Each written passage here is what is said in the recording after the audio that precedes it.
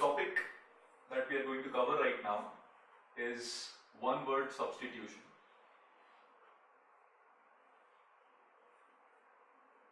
This is an interesting topic. The format of the questions for this is that you're given a sentence, you're given a phrase, and what you have to do is try and identify or create a word for it which clearly means whatever has been stated in the question. I'll be simple. What you have to do is, there will be a sentence probably, or a phrase, and from the options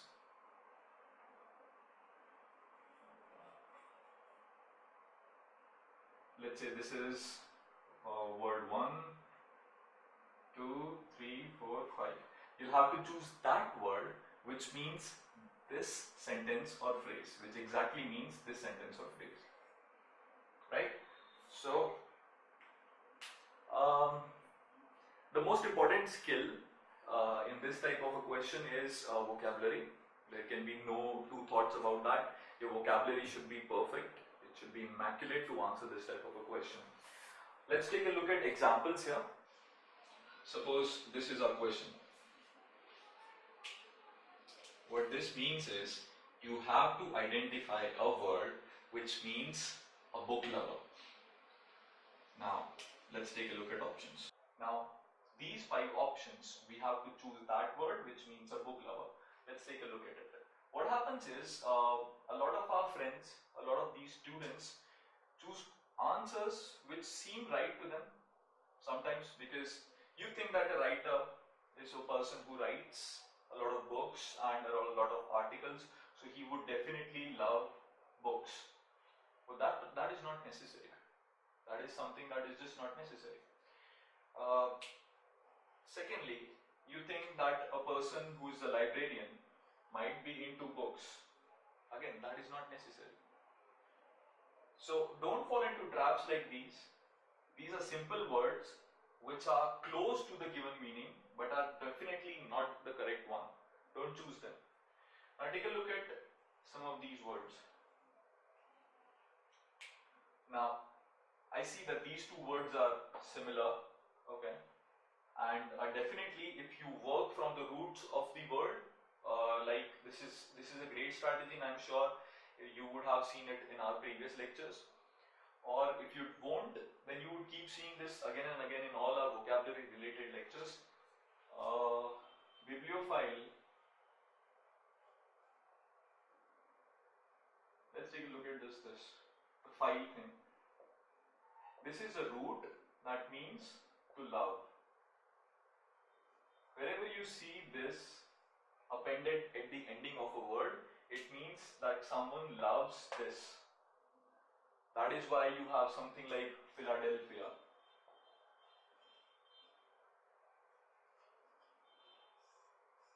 You know, someone's loving something, which is Adelphos, and I'm not getting into the root of all the words.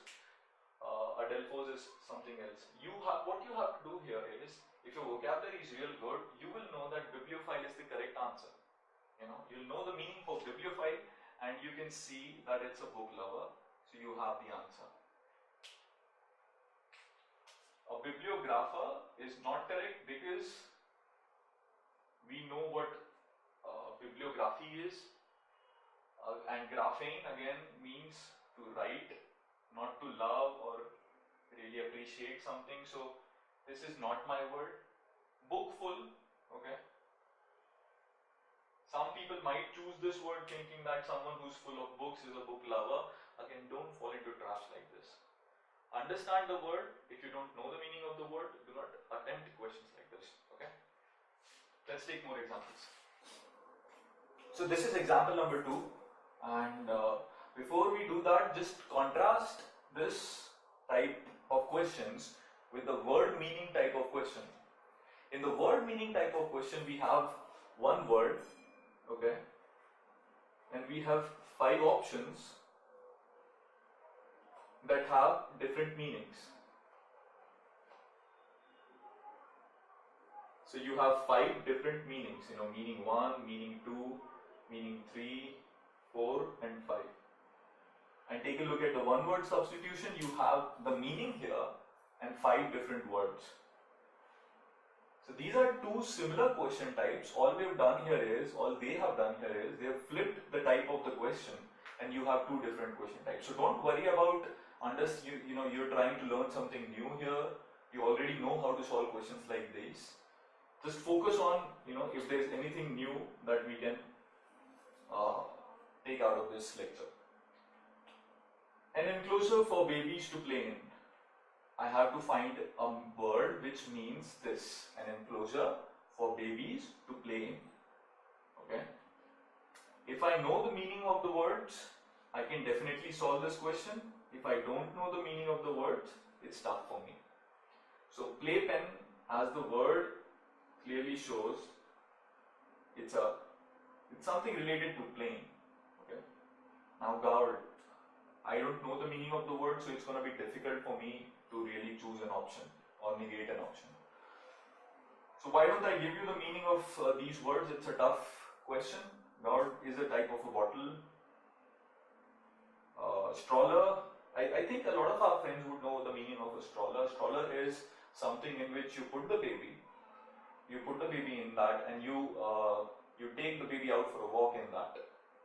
A lot of mothers use this because it's very convenient to just take the baby out in a stroller instead of holding it the whole time. So that's stroller. Cradle means that instrument that you use, in which you put the baby in and you rock it to sleep. It's normally made of wood. It's also plastic sometimes, but you put the baby in and you rock it so that it goes to sleep. So that's cradle. And playpen is again that enclosure in which babies play. So know the meaning, know the answer. Let's take a look at the final example. Please go through all those example sheets that we'll be putting up. Please go through all those practice lectures that we'll be putting up. These examinations are basically less theory and more practice. The more you practice, the better you become. Right, so this is the third question that we'll be taking a look at. In this, you'll see some words that are confusing. So this will be a new variety from the ones that we've discussed before in this lecture. Now, the question is twice a year. Something that happens twice a year. It means that it should happen every 6 months. After every 6 months, there should be an occurrence of something like this. Because in 12 months, if you have something occurring every 6 months, it will happen twice a year. So let's take a look at the options. Now, biennial and biannual. Oh, it's very confusing to choose one of these. So we'll move on to option 3 and 4 first. Now I'm sure a lot of our friends would have read about tri-monthly. Now, why am I saying that tri-monthly and quarterly are incorrect over here? Let's take a look. Tri-monthly is something that is happening every 3 months. Right? So if something is happening every 3 months, then in 12 months, it will happen 4 times. If something is happening 4 times, it is not happening twice a year. Similarly, quarterly.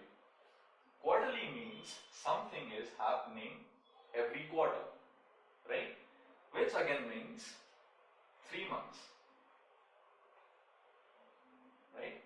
Which is that in 12 months, it will happen 4 times, right? So again, these two are incorrect. Now we have to choose either these two or go for the none of these option. How do you choose between these two? If you don't know the meaning, it's going to be really tough. Biannual is the option that you're looking for, the correct one. Biennial means every 2 years. This means every 2 years, this means twice every year. So you see, these are confusing words. Go through something like this, okay, before you attempt the examination. Go through the sheets of vocabulary, that is fine, but also go through the sheet of similar sounding homonym words, which are words that confuse you, like biennial, biannual, or something like that. There are sheets for that. I'm sure we will be providing that, and if we don't, please Google it. Okay, it's something that will definitely come up in examinations. You know, they try to confuse you in simple questions like this. So this is what is basically about one word substitution. Keep practicing. Best of luck.